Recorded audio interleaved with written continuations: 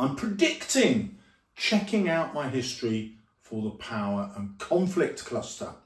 Even if that poem doesn't come up, this will 100% give you the answer that you need, because checking out my history compares to every single poem. So if the named poem is not checking out my history, this video will fit. If checking out my history is the named poem, you're going to find it will fit everything and you can just pick your favourite poem. How does it work? Not only have I written 19 grade 9 essays, all comparing checking out my history to other poems, I've also been to Greece to talk about the importance of history as we know it. Western history begins in Athens. Behind me is the Parthenon, the birthplace of European history. And this is what Agard is writing about. The history which we learn is the history handed down to us by historians, excluding any other voice except the Europeans. Each generation replaces what has come before with their own history. It happened here. The Romans destroyed what the Greeks had built, but then they carried it forward. And that is what Agard is complaining about. We have erased the indigenous black diaspora history and replaced it with 1066 and all that. First, we have to start with the poet's viewpoint. Checking out my history is about the power of colonialism, the power of British history to tell the story of what is important in our society. What does it exclude? It excludes the black experience, black Africa, the black Caribbean, dominated by white European cultures that shaped them in the 1500s to the present day. Agard's point is that the legacy of that is that black people from the black diaspora have been taught an inferior view of their own history, which has led to them having an inferior view of themselves, of their own identity. And the poem is an attempt to educate the British reader, both black and white, of the importance of black figures in history, because he wants his black readers to reclaim their identity, and he wants his white readers to realise the consequence of their ignorance of black history. So once we know the poet's purpose, we can always get grades 7 and above. And the poet's purpose allows us to dive into every other poem. I'm going to start with the section on war. Now, I'm going to give you just a few comparisons to each poem, or this would last forever. But I know these comparisons work because this is what I've done. I've written a grade 9 essay for each of these comparisons. If you want those essays, they'll be available in the link in the description. So I know this is 100% doable. You can do it because I've done it. The purpose in charge of the Light Brigade is to glorify the British rule, the British soldier, the British colonialism. This is the opposite of Agard's intentions. He criticises the militarism of colonialism, and yet both are subtle. Tennyson subtly criticises the generals. Someone had blundered.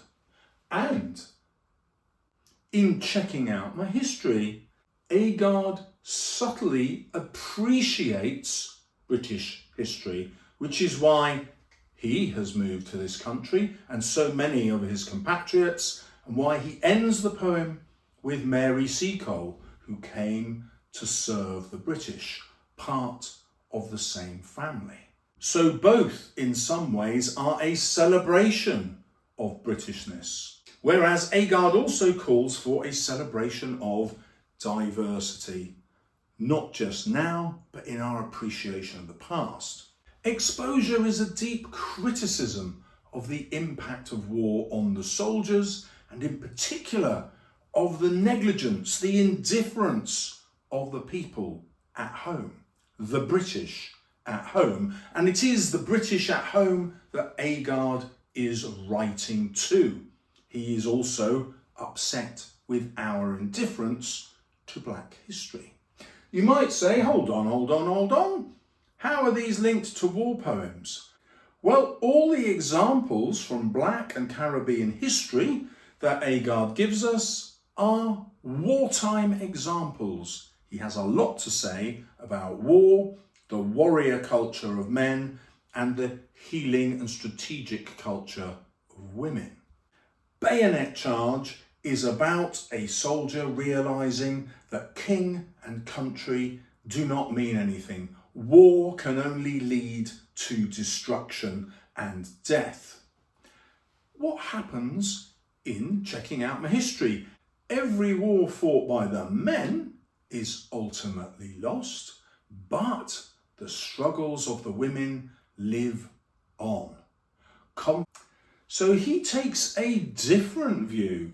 This would be a male perspective of war, but Agard offers us hope through the female perspective as well. In Remains, we have the terrible after effects psychologically on the soldier who has fought in the war, but we also have the implied damage which has happened in the country that the soldiers were supposed to be helping.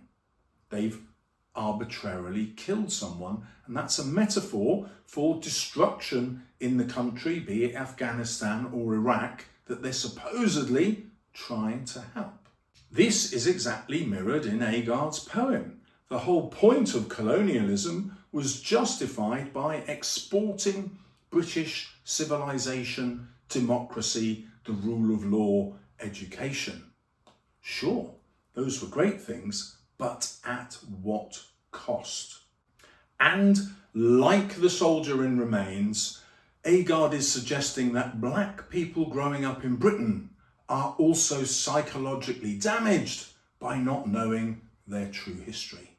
Poppies is about the unbearable loss caused by war, the loss the mother feels for her son.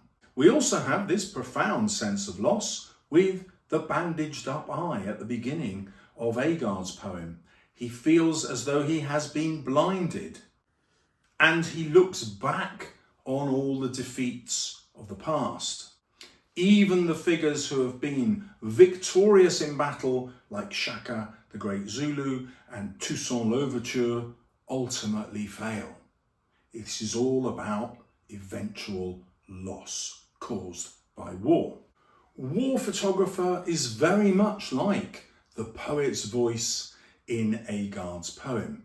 War photographer is a protest against war, but what it is a protest against the indifference of the public back home, just like in Exposure. The war photographer feels that he can no longer remain here and gets back on the plane, departing to foreign lands. This is the opposite of Agard. He does not give up hope. He sees his poem as a way to transform the society into which he has settled. So Duffy's poem is deeply pessimistic, Agard's poem is deeply optimistic, even though they're dealing with the same subject matter.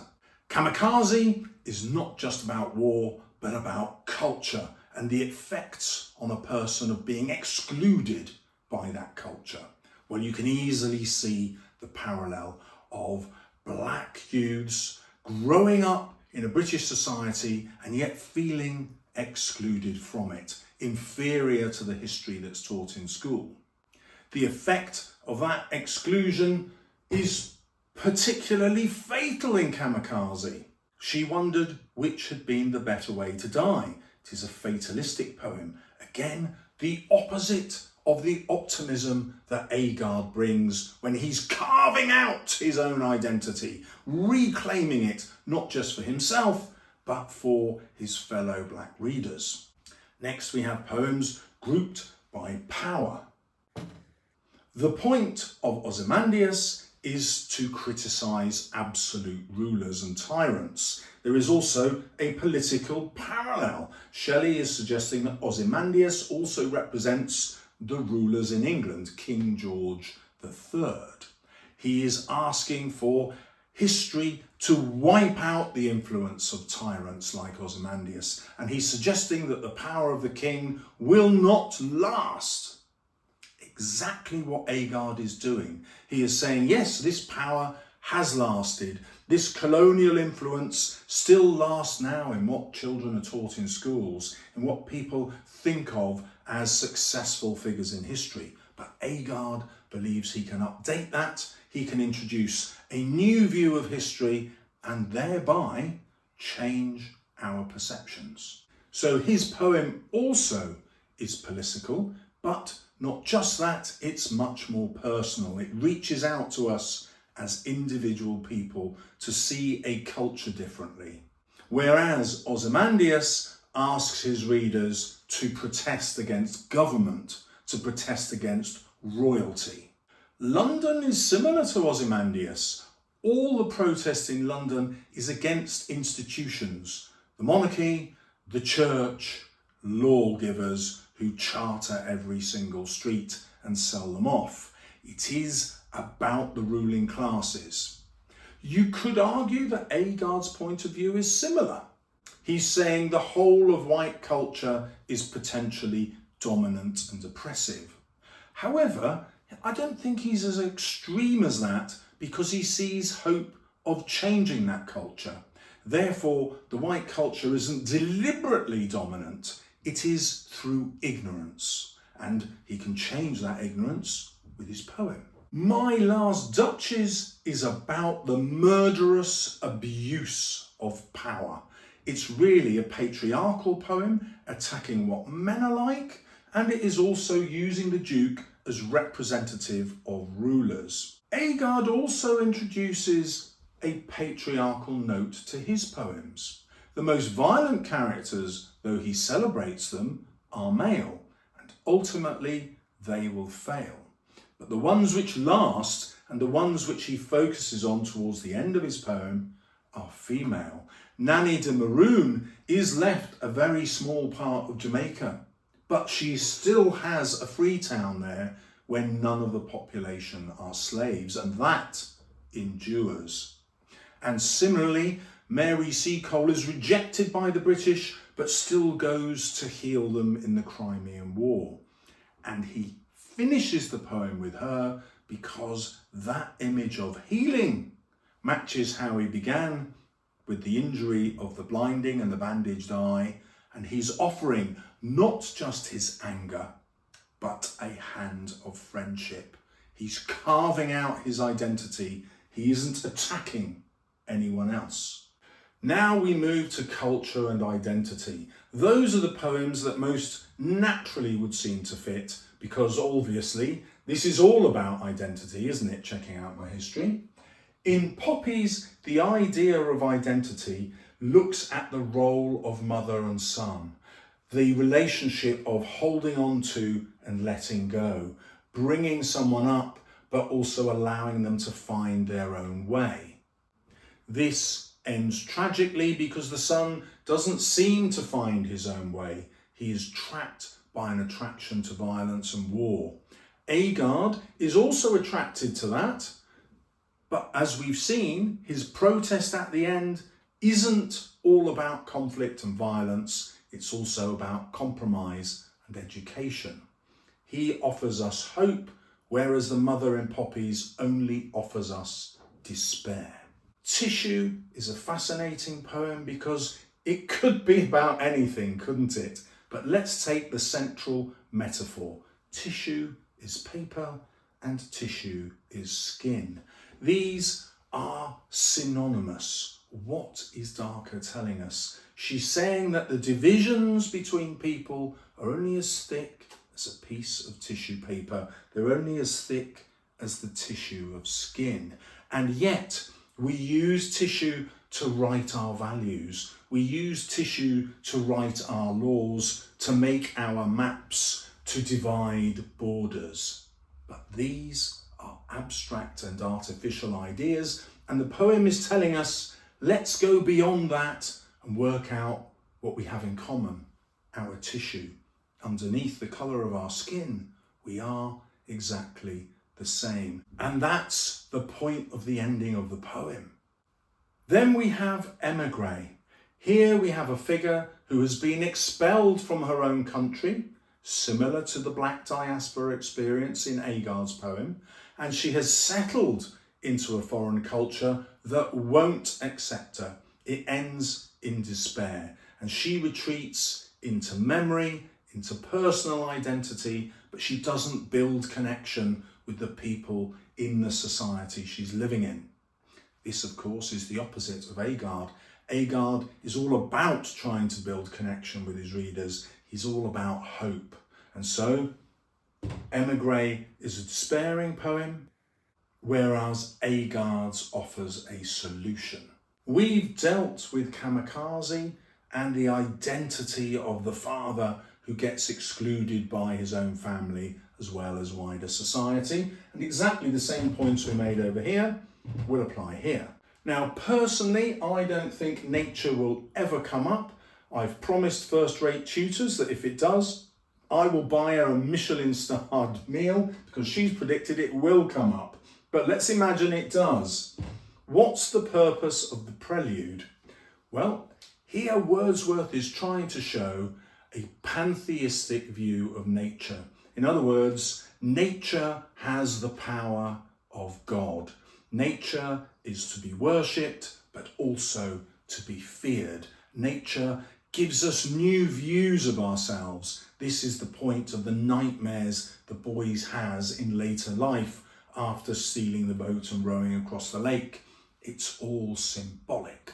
Nature has this all-encompassing power which feels threatening and volatile. Not so in Checking Out My History. In that poem, nature is gentle, nature is healing. It is associated with the female form, with Mary Seacole and with Nanny de Maroon.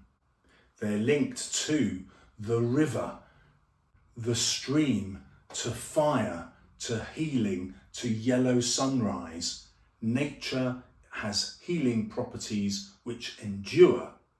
Whereas in the Prelude, there are terrifying properties which also endure. If you have watched both my videos on the Prelude, you will also know that it is very heavily symbolic of sex. I'm not going to deal with that here. Storm on the Island is about nature, but the whole poem is a metaphor about political power in Ireland. The ruling parliament is called Stormont Island. That's the whole point of the title. So everything he's talking about, where the islanders settle down under this great oppression, is a way of talking about the political troubles in Ireland, where the citizens are torn between conflict between Catholic and Protestant, Irish and British. You don't have to appreciate that political context if you don't want to, but if you do, watch my video. If we just take it on face value as nature, then nature attacks people. People have to defend against it and hunker down.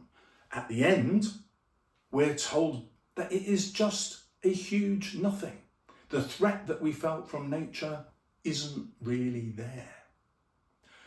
Agard, of course, does not see nature as an antagonist, as an enemy. He sees nature as a friend with healing power that connects to freedom. This is the opposite. In Storm on the Island, nature equates with oppression, the lack of freedom. We've covered Ozymandias, but what is the nature in Ozymandias? This is a kind of cheat code that teachers like to use. They try to persuade you that the sands of the desert that triumph in the end over the shattered statue is an emblem of the power of nature. You can get away with that, but what else are you going to say about nature? Almost nothing else. So I wouldn't bother using Ozymandias to write about nature. I would use Ozymandias to write about power if checking out my history is the named poem. Exposure, however, is all about the power of nature because it is the elements that's killing the soldiers. It's the elements that represent the indifference of the people back at home. They don't care about the survival of the soldiers. They just care that they're off doing their duty. So again, we have nature as a deeply oppressive force, a contrast with Agard. However, the poet also imagines what the people back at home are like, what the fireside is like, what the weather is like, and it's a beautiful pastoral setting. Nature can be welcoming, nature can be hope. Exactly the same as the hope that Agard attaches to nature in his poem. Now is a good time to let you know that I'm going to do a 90-minute masterclass on comparing Kamikaze to each of the individual poems, which quotes you'll need. The link will be in the description. And if you're watching in the future, you can still get the recording of the masterclass with the same link.